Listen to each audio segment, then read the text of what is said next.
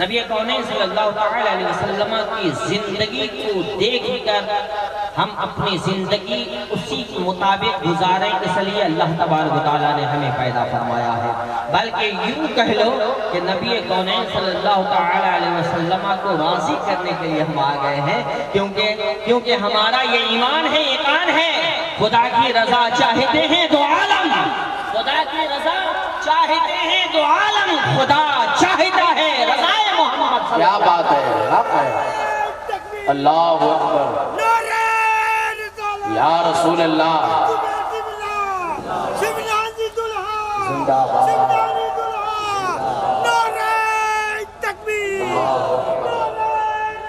یا رسول اللہ صلی اللہ علیہ وسلم۔ اللہ رب العزت نے اپنے محبوب کو اور حضرت مولا علی کو دیکھو شجاعت کے تاجدار بن گئے۔ امام حسین نے نبی کی محبت سے اپنے قلب و جگر کو سجایا تو حال یہ ہو گیا کہ سیدنا سرکار امام حسین شہید اعظم بن گئے، شہید اعظم بن گئے، جنت کے نوجوانوں کے سردار بن گئے۔ اللہ اکبر کبیرہ، جس نے بھی عشق نبی سے اپنے آپ کو، اپنے قلب و جگر کو سجایا ہے، اس نے اتنا ہی گوہر نایاب پایا ہے میرے پیارے۔ اور جس نے عشق نبی سے اپنے قلب و جگر کو نہیں سجایا، بغض نبی، حسد نبی میں زندگی گزاری ہے، کل بھی وہ تباہ و برباد تھا، آج بھی وہ تباہ و برباد ہے، اور صبح قیامت تک تباہ و برباد رہے گا میرے پیارے۔ اللہ کے پیارے نبی صلی اللہ تعالی علیہ وسلم نے اپنے محبوب کو بھیجا تاکہ ہم اپنے محبوب کو اپنا مرکز اور محور سمجھیں، اپنا مرکز اور محور سمجھیں۔ آج ہمارے نوجوانوں کی حالت یہ ہو گئی ہے کہ ہم محبوب کبریا کو،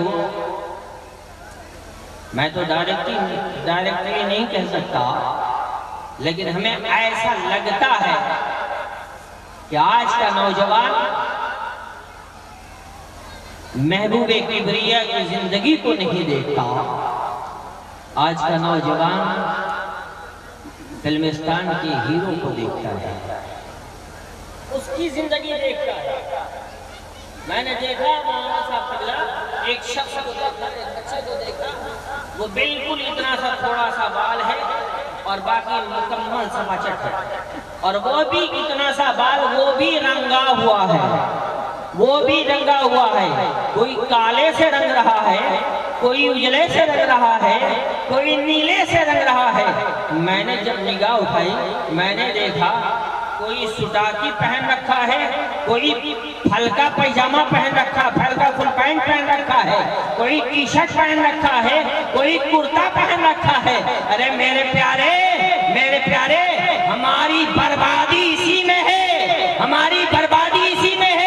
کبھی غور کرو اور دیکھو اور سمجھنے کی کوشش کرو، ہم جہاں تھے وہاں سے ہمیں ہٹایا جا رہا ہے، وہاں سے ہمیں الگ کیا جا رہا ہے، اور ہم خوشی سے الگ ہوتے چلے جا رہے ہیں، ہم خوشی سے الگ ہوتے چلے جا رہے ہیں، اور ہم دعویٰ کرتے ہیں کہ ہم نبی کے دیوانے ہیں، ہم دعویٰ کرتے ہیں ہم نبی کے عاشق ہیں، اور ہماری حالت کیا ہوتی ہے؟ چائے خانے پر بیٹھے ہیں، اذان کی صدائیں ہو رہی ہے، چائے خانے پہ بیٹھ کر کے گپ بازی کرتے رہتے ہیں، ہمارے اندر اتنی توفیق نہیں ہوتی کہ کم سے کم اذان ہو رہی ہے تو اذان کا احترام کر لیں، اذان ہو رہی ہے اذان کا ادب کر لیں، اذان کا احترام کر لیں۔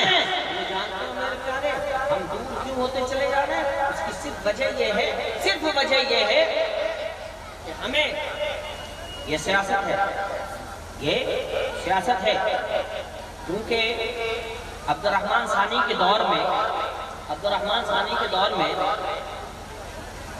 ایلوگیس عیسائی تھا، ایلوگیس نام کا عیسائی تھا، تو جب مسلمانوں کو برباد کرنے کی باتیں چلی، بہت سارے ملک کے لوگ عیسائی اکٹھا ہوئے، کیسے مسلمان کو ختم کیا جائے، مسلمان کو کیسے برباد کیا جائے۔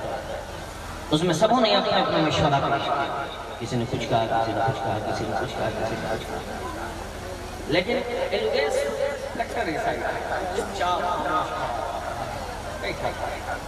بادشاہ اگسٹس اس نے کہا الیاس تم بھی کچھ بولو، تم کیوں نہیں بولتے؟ اس نے کہا جانتے ہو کیا کہا؟ اور سنو، سمجھنے کی کوشش کرو۔ اس نے کتنی بڑی بات کہی؟ اس نے یہ کہا کہ مجھے آپ کی حماقت پر ہنسی آتی ہے، اتنے بڑے بادشاہ ہو کر بچوں جیسی بات۔